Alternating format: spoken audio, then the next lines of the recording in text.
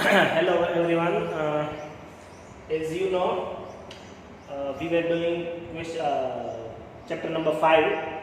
We have up to now we have completed illustration number 40. आपको 41, 42, 43 और 44 यहाँ तक का सिर्फ देख लेना है एक बार, क्योंकि सिर्फ लायबिलिटी साइड जो हमें workman compensation fund, general reserve, profit and loss account या फिर एसेट साइड गुडविल या कोई फिक्टिशियस एसेट्स या कोई एक्सपेंस दिया हो तो वो कैसे डिस्ट्रीब्यूट करते हैं उसकी जर्नल दी गई है। वो हमने 4th चैप्टर में भी कर ली है, अलग अलग केस वाइज भी दी है, इन्वेस्टमेंट फ्लक्चुएशन फंड के जैसे। तो वो हम नहीं करते। 45 में सिर्फ रिवैल्यूएशन और पार्टनर्स कैपिटल अकाउंट बनाना है, तो वो भी आधा सम है, तो वो आप एक बार कर लीजिएगा। अभी हम सॉल्व करते हैं 46, जिसमें रिवैल्यूएशन, कैपिटल, कैश और बैलेंस शीट सब कुछ है। तो 46 में रीड कर रहा हूँ, आप उसमें देखिए। पेज नंबर 5.51 है। ए और बी, सी को ऐड कर रहे हैं, इसलिए यहाँ पे लिख देते हैं A B C, A B और सी। पहले हम सम जब स्टार्ट करते हैं तो पहले कैपिटल और कैश की बैलेंस लिख लेते हैं। तो यहाँ पे लिखेंगे बाय बैलेंस 8 लाख और 4 लाख। कैश की balance, cash account debit side लिखेंगे by to balance cash in hand 25,000। आप कैश एट बैंक भी लिख सकते हो, यहाँ पे बैंक अकाउंट कर दो क्योंकि अमाउंट ज़्यादा बड़ी है। तो बैंक की बैलेंस लिखेंगे हम, और वो है 5,75,000। बैंक लिखो, कैश लिखो, कोई दिक्कत नहीं है, दोनों अलग अलग ली हो तो बैंक अकाउंट बना दो, कैश की अमाउंट डायरेक्ट बैलेंस शीट में लिख देनी है। ओके, अब फर्स्ट एडजस्टमेंट रीड कर रहा हूँ। She will bring in 5 lakh as a capital and 2 lakh as a share of goodwill, but he actually contributed only 1,20,000 towards goodwill. Okay, तो पहले कैपिटल की एंट्री कर लेते हैं। She will bring 5 lakh as a capital, तो बाय बैंक 5 लाख सी के account में, और bank account debit side C's capital 5। Okay, ये एंट्री हो गई। 2 lakh as a share of goodwill but actually contributed only 1,20,000 towards goodwill. तो पहले 2 लाख जो उसका शेयर है उसमें से 1,20,000 तो वो ला रहा है, वो बैंक अकाउंट डेबिट कर लेते हैं टू प्रीमियम फॉर गुडविल।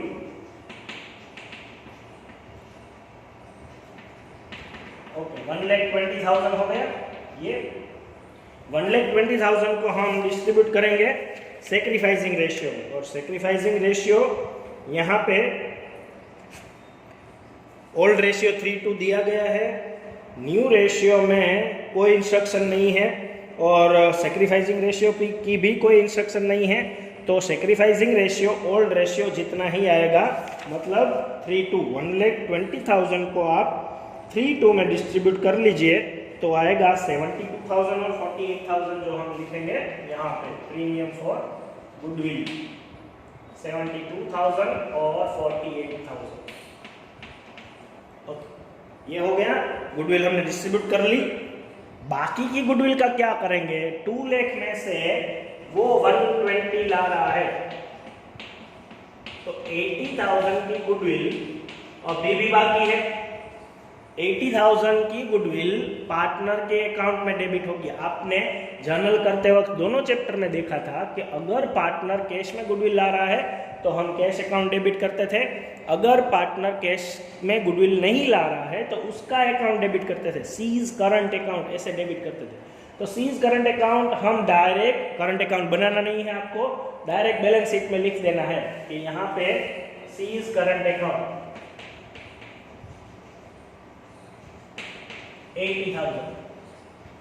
जो भी नॉन कैश गुडविल है वो बैलेंस शीट में असेट साइड लिख देनी है सीज करंट अकाउंट करके। वहाँ पे हमने करंट अकाउंट डेबिट कर लिया है, इसलिए जर्नल में भी ऐसा होगा।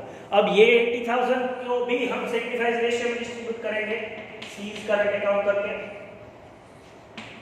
80,000 को अब 3:2 में डिस्ट्रीब्यूट करो, 48,000 और 32,000, मतलब 2 लाख का बेनिफिट सेक्रीफाइसिंग रेशियो में पार्टनर्स को मिल गया। पहले 1,20,000 को डिस्ट्रीब्यूट किया, फिर 80,000 को डिस्ट्रीब्यूट कर लिया। सेक्रीफाइसिंग रेशियो में ए और बी दोनों को बेनिफिट मिलना चाहिए 2 लाख का।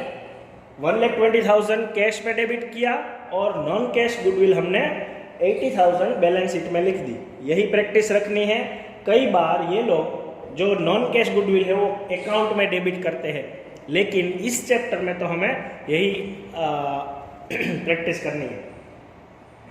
ओके, उसके बाद वाला building and machinery to be appreciated by 5%, sorry depreciated है। डेप्रिशिएटेड मतलब लॉस हुआ, तो लॉस हम डेबिट करेंगे revaluation to building and to machinery, दोनों का डेप्रिशिएशन 5% ही है।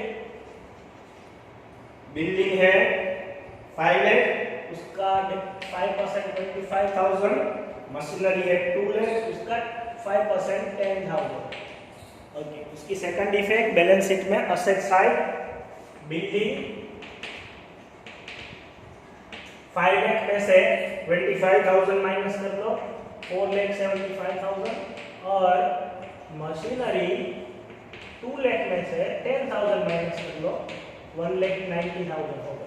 आप माइनस कर की हुई अमाउंट आप वहां पे शो भी कर सकते हो।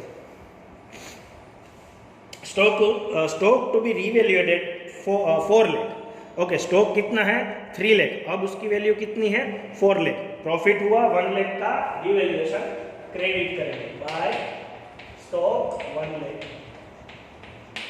ओके, 1 लाख का स्टॉक, अब स्टॉक की वैल्यू 4 लाख लिखी है asset side, 3 lakh plus 1 lakh.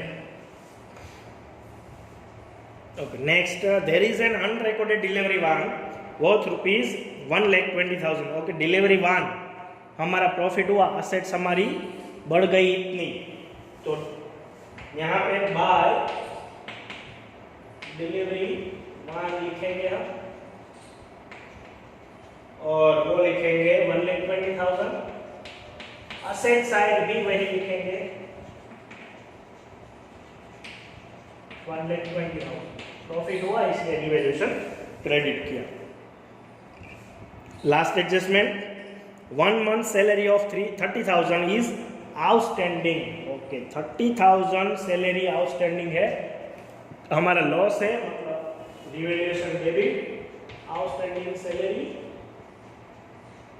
30,000, और लायबिलिटी हुई हमारी तो 30,000 liability side. Okay, balance sheet में लायबिलिटी साइड, रिवैल्यूएशन में डेबिट साइड। सारे एडजस्टमेंट हो गए। अब बैलेंस शीट को हम टैली करेंगे। हमारी क्वेश्चन की बैलेंस शीट में पहली एंट्री है कैश इन हैंड, वो हम एज इट इज लिख लेते हैं, उसमें कोई डिफरेंस नहीं आया। कैश इन हैंड जो भी बनाया है अकाउंट वो हम बैंक में लिख रहे हैं, इसलिए कैश एट बैंक हम नया लिखेंगे। अकाउंट भी बनाया है, डेटर्स नहीं आया वो लिख लो एज इट इज, जिसकी एंट्री ना हो वो एज इट इज लिखना है। डेटर्स से 50,000, स्टॉक आ गया, बिल्डिंग आ गया, मशीनरी आ गया, और गुडविल असेट साइड जो भी गुडविल है उसको हम ओल्ड रेशियो में डिस्ट्रीब्यूट करेंगे partners account debit side to goodwill, write off करनी है गुडविल। असेट साइड की गुडविल हम राइट ऑफ करते हैं ओल्ड रेशियो में। 50,000 को 3 में डिस्ट्रीब्यूट करो तो 30,000 और 20,000 आएगा। ओके, उसके बाद लायबिलिटी चेक कर लो। पहली एंट्री है क्रेडिटर्स, तो बाकी है 2,50,000, 2,50,000। दूसरी एंट्री बिल्स पेएबल,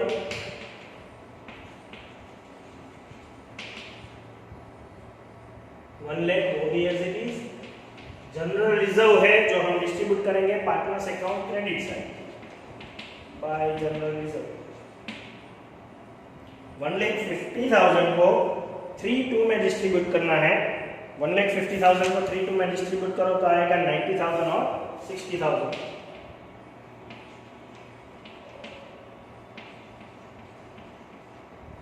और 60,000 और कोई एंट्री अब बची नहीं है, कैपिटल हमने बाय बैलेंस में लिख दी। तो रिवैल्यूएशन अकाउंट क्लोज कर लो। इस साइड का टोटल, सॉरी इस साइड का टोटल लिख जाता है 2,20,000, 2,20,000। गेप यहाँ पे लिख लो 1,55,000 जो हम डिविजिबल प्रॉफिट लिखेंगे, 2 डिविजिबल प्रॉफिट, और 3:2 में इसको डिस्ट्रीब्यूट करेंगे। ए और बी को ओल्ड रेशियो में 3:2 में डिस्ट्रीब्यूट कर लो। 93,000 और 62,000, 93,000 और 62,000 हम यहाँ लिखेंगे डिविजिबल प्रॉफिट। और अब कैपिटल अकाउंट को भी क्लोज कर दो। कैपिटल अकाउंट का टोटल क्रेडिट साइड का यहाँ पे आएगा 11,03,000, 6,02,000 और 5, 11,03,000, 6,02,000 और 5। बैलेंस लिख लो माइनस करके, यहाँ पे तो 5 ही आएगा और यहाँ पे 5,82,000 और यहाँ पे 10,73,000। Okay, to balance. अब कैश की भी बैंक का अकाउंट भी क्लोज कर लो। तो बैंक का अकाउंट का टोटल इस साइड डेबिट साइड का 11,95,000, 11,95,000। बैलेंस भी 11,95,000 यहाँ पे लिखेंगे बाय बैलेंस। बाय बैलेंस हम लिखेंगे asset side cash at bank 11,95,000, और कैपिटल की जो बैलेंस निकली वो हम लिखेंगे liability side capital A B और सी। 10,73,000, 5,82,000 और 5। इन तीनों का टोटल कर लो, फिर बैलेंस शीट का टोटल कर लो। इन तीनों का टोटल आएगा 21,55,000। अब बैलेंस शीट का टोटल कर लो 25,35,000। इस साइड का भी 25,35,000। ओके, ये था 46 क्वेश्चन। आप जितने भी ये सम आए उसकी एक्सरसाइज की प्रैक्टिस करते जाइए साथ में, क्योंकि इसकी भी आपको बुक कंप्लीट करनी है। आपको सारे एक्सरसाइज के सम सॉल्व करके दिखाने हैं जब हमारा नेक्स्ट टर्न आए तब। तो आपको सारे एक्सरसाइज के सम भी करने हैं। ओके।